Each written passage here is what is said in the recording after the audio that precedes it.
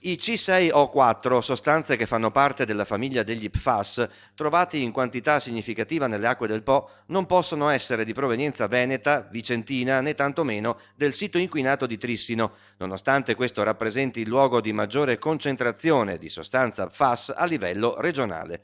Lo ha scritto il commissario veneto delegato per gli interventi urgenti dalla contaminazione PFAS Nicola Dell'Acqua ai dirigenti del settore tutela e sviluppo del territorio di Lombardia, Piemonte ed Emilia-Romagna. In assenza di limiti nazionali sulla concentrazione di PFAS nell'acqua, il dirigente veneto ha fatto suonare un campanello d'allarme nelle regioni a monte del tratto veneto del fiume Po.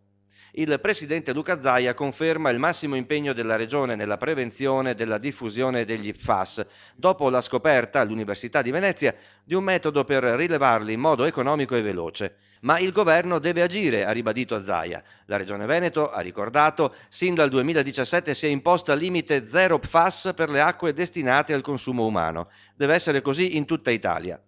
E che questa sia l'unica maniera per fermare il rischio inquinamento sono pienamente d'accordo le mamme e i genitori no PFAS vicentini. I limiti nazionali dovranno prevedere anche il controllo serrato degli sversamenti industriali nelle discariche e nei fiumi e nelle acque, nelle acque fognarie, perché sappiamo che i depuratori non riescono a trattare queste sostanze. Quindi dovrà essere rivisto in maniera profonda e in modo assolutamente innovativo il processo produttivo di queste sostanze e l'utilizzo di queste sostanze in tutti i campi.